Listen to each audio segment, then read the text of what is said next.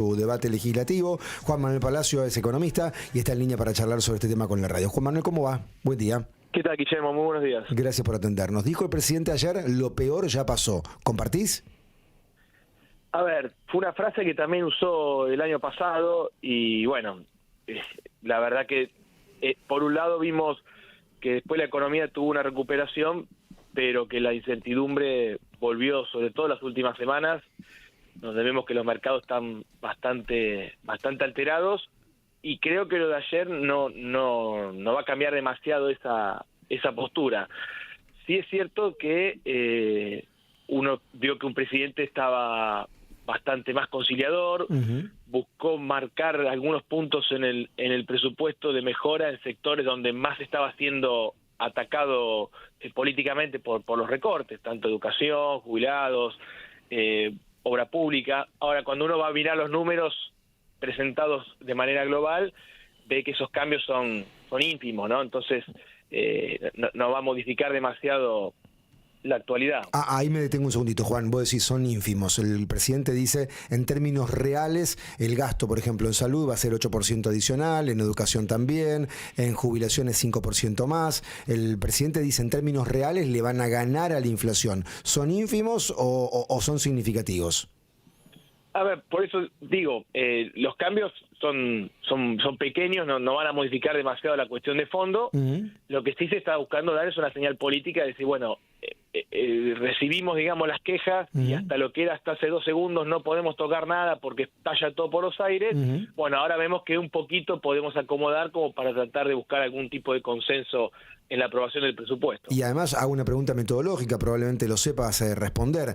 Cuando el presidente dice, digamos, en términos reales, 5 puntos por encima, ¿es de la inflación proyectada o la inflación que efectivamente se dé? Porque luce ambicioso tener 10% de inflación anual. ¿Lo ves viable? Bueno, ahí está el tema, es sobre la inflación proyectada. Entonces uno ve que ese 10% de inflación implica que también hay un tipo de cambio que para el final del año que viene está pautado en 1.423, o sea, menos de lo que vale ahora. Claro, es muy sugestivo eso, porque se elaboró, se estuvo elaborando ahora y no se contempló el salto cambiario de las últimas semanas.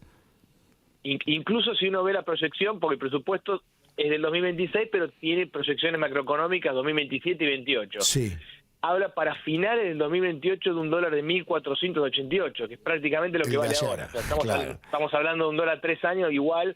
Entonces, bueno, ahí está el tema. Entonces, si esa primer variable no se cumple, la del 10% de inflación también va a estar en revisión y bueno, entonces estos aumentos reales pasan a estar en revisión. Bueno, también es cierto que un presupuesto es una presunción de lo que van a ser las variables. Nadie tiene la bola de cristal de cómo va a comportarse la economía, pero hay algunas variables, por lo que vos marcás, que el uso es muy inconsistente. Por ejemplo, el tipo de cambio.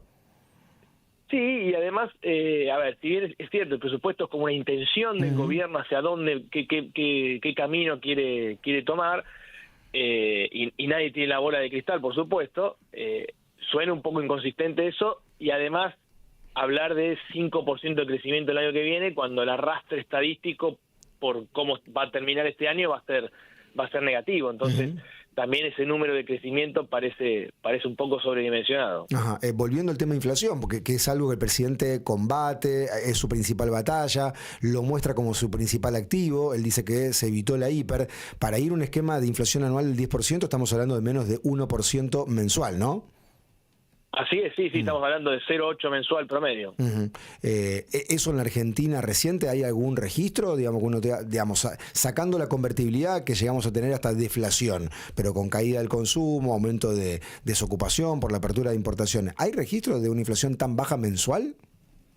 Tuvimos algunos registros puntuales, pero, digamos, sostenidamente hace muchos años que no tenemos una inflación del 10% anual. O sea, tenemos que volver a ver, cuando no se medía bien y se calculaba a través de las consultoras privadas y teníamos que ir alrededor del 2008-2009 para tener un valor así. En líneas generales, ¿te parece un proyecto de presupuesto que probablemente se discuta mucho en el Parlamento para que tenga su aprobación o que ya de entrada puede cosechar consensos?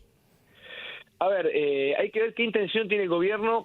Si lo presenta con intenciones de que se apruebe, entonces empieza a negociar cuestiones puntuales, alguna partida en especial, alguna discusión en particular, o si está presentado diciendo, bueno, esto es lo que yo quiero, y si no, a libro cerrado, y si no se aprueba, seguimos como tuvimos en el 2024 y 2025 sin presupuesto y gobernando a discrecionalidad. Uh-huh. Yo, viendo cómo pasó en el año pasado y el anterior, me inclino más por esta última postura, de que el gobierno lo va a presentar bastante inflexible y va a querer que, digamos, se sostenga esta situación de gobernar sin presupuesto, que les hace tener una discrecionalidad muy grande sobre el presupuesto, porque el jefe de gabinete va readecuando muchas partidas, facultades claro, asignadas para reasignar partidas. Ahora, pregunto, Juan, es cierto que cuando vos no tenés presupuesto tenés discrecionalidad. Ahora, desde el punto de vista institucional y como lectura del mercado, ¿influye negativamente no tener presupuesto? A ver, siempre es bueno tener un rumbo marcado, uh-huh, y que esté fundamentado por un consenso no solo económico, sino también político, digamos, que digamos el rumbo que quiera tomar el gobierno tenga un sustento de dónde basarse. uh-huh. Insisto que hasta ahora se basaron en la idea esta de gobernar sin presupuesto, uh-huh, y tener discrecionalidad en los gastos. Uh-huh. Bien, la última. Ayer el dólar estuvo muy cerquita del tope superior de la banda cambiaria, a partir del cual el Banco Central se comprometió con el fondo a intervenir. ¿Cómo ves el dólar en el corto plazo? A ver, el gobierno en la previa, para intervenir, hizo una suba de tasas fenomenal que provocó un parate de las últimas semanas y un impacto económico muy fuerte. Eso empezó a darlo vuelta a partir de la elección de la provincia de Buenos Aires. Trató de empezar a bajar la tasa para dar un poco de aire a la actividad, y lo que empieza a corregir por el lado de la deuda en pesos lo está rompiendo, por así decirlo, por el lado de la deuda en dólares, porque estamos viendo que los bonos en dólares están cayendo de una manera muy fuerte. Ya tenemos deuda argentina que rinde arriba del 24-25% anual en dólares, lo cual obviamente nos deja totalmente afuera de los mercados internacionales, pero no solo el Estado, sino a todas las empresas que hasta hace un par de meses lograban financiar en el exterior con tasas bastante aceptables, y que bueno, ese fondeo se cortó. Entonces, lo que se trata de lograr, de aumentar un poco, darle un poco de aire a la actividad, con la baja, un recorte en tasa de interés en pesos, el aumento del riesgo del país, el aumento de la deuda, de la tasa de interés en dólares, hace que también eso genere un freno por ese lado. Uh-huh. Con respecto al dólar, ayer estuvo cerca de la banda. Uh-huh. El Banco Central muestra en el mercado mayorista posturas de venta muy agresivas en ese nivel. Todavía el mercado no las tocó, pero bueno, indudablemente la apuesta es que por lo menos hasta el 26 de octubre esa banda se va a sostener, y la apuesta del mercado y de casi todo el mundo que está mirando las variables es que después del 26 de octubre este esquema de alguna manera va a tener que cambiar. Traducido en criollo, muchos ven que a partir del 27 de octubre hay un salto cambiario, hay devaluación.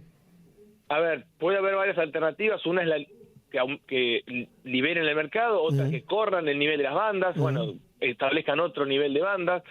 Pero lo que es importante destacar es que si bien el gobierno tiene poder de fuego por el préstamo del Banco Central, sí, para abastecer de dólares, cada dólar que vende es un dólar menos que tiene para pagar deuda a uh-huh, futuro. Entonces los inversores ven que sus bonos son cada vez más riesgosos porque se están usando dólares que deberían usarse para repagar esa deuda, para abastecer al mercado y para evitar que el dólar suba. Y se dice que en el corto plazo, entre ahora y comienzos de 2026, hay que pagar 6.000 millones de dólares.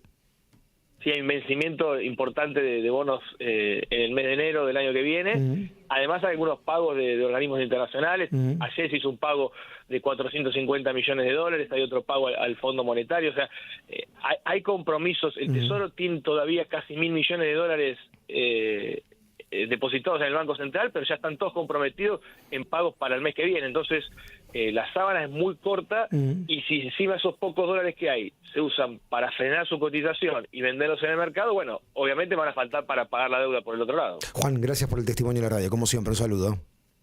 Gracias, Guillermo, muy buenos días. Juan Manuel Palacio, economista, experto en finanzas. Su mirada sobre el presupuesto 2026 que presentó ayer el gobierno, vio, digamos, un viraje, un gobierno más conciliador, pero aclara que los cambios son ínfimos.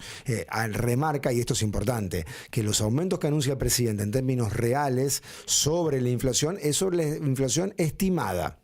No solo la inflación real. Una cosa es la presunción, otra cosa es la realidad. El gobierno proyecta 10% de inflación para el año que viene, pero nadie sabe si va a ser 10, 11 o más. 7:52, ahora en la mañana.